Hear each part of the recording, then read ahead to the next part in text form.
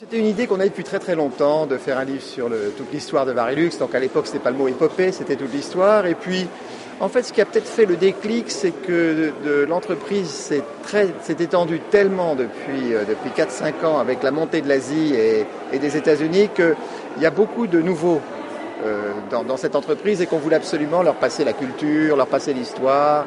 Et donc, il y a eu un petit déclic avec Bernard Metnas qui dit « Écoutez Xavier, il faudrait quand même faire quelque chose ». Et ben on a dit « Banco ». Et donc, voilà, c'est comme ça que c'est arrivé, tout simplement. Peut-on parler d'innovation au quotidien? Alors évidemment, c'est paradoxal, parce que normalement, l'innovation, c'est une rupture qui arrive tous les 30 ans. Et pourtant, l'innovation, c'est une affaire d'état d'esprit. C'est une affaire de curiosité. Il faut être capable de prendre des angles imprévus par rapport au réel.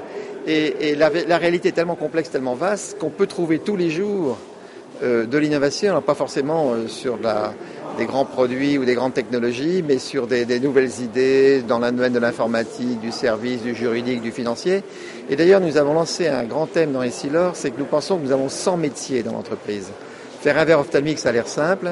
En fait, quand vous regardez tous les trésors d'imagination, de technologie, d'information qu'il faut mettre dans un verre, vous réalisez que pour qu'Essilor arrive à vous produire ces verres, il a fallu assembler un très grand nombre de talents. Et chacun de ces 100 métiers est susceptible d'innovation.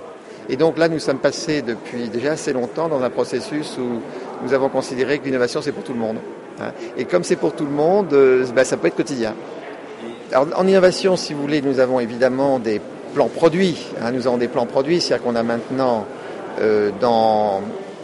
avec un horizon de 5 ans, l'idée des nouveaux produits qui vont sortir. Donc on a une très très bonne idée d'amélioration dans les matériaux, dans les couches minces, dans les designs. Et je dirais même que la période actuellement est probablement beaucoup plus ouverte et beaucoup plus inventive qu'il y a une dizaine d'années. Il y a de nouvelles technologies qui sont arrivées de secteurs en dehors de l'optique, les machines-outils, les couches minces, la chimie, qui fait que actuellement les plans produits sont beaucoup plus remplis que ce qu'ils pouvaient être il y a 10 ans. Jusqu'ici, ce qu'on appelle un verre correcteur, en fait, est un verre compensateur. Un Varilux ne va pas corriger votre presbytie, il va compenser votre presbytie. Alors que dès qu'on parle de verre antifatigue, là, on entre dans un autre domaine, c'est le domaine on commence à améliorer la vision.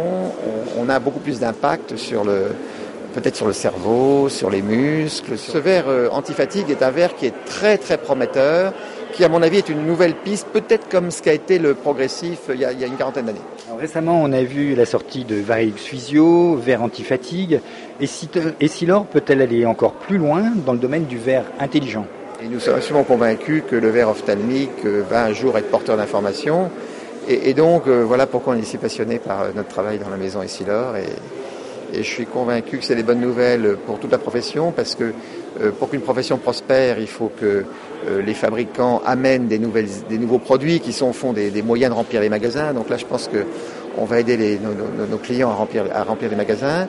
Et donc, je pense que le verre ophtalmique, il a une très très longue durée de vie, et je n'exclus pas que les croissances repartent.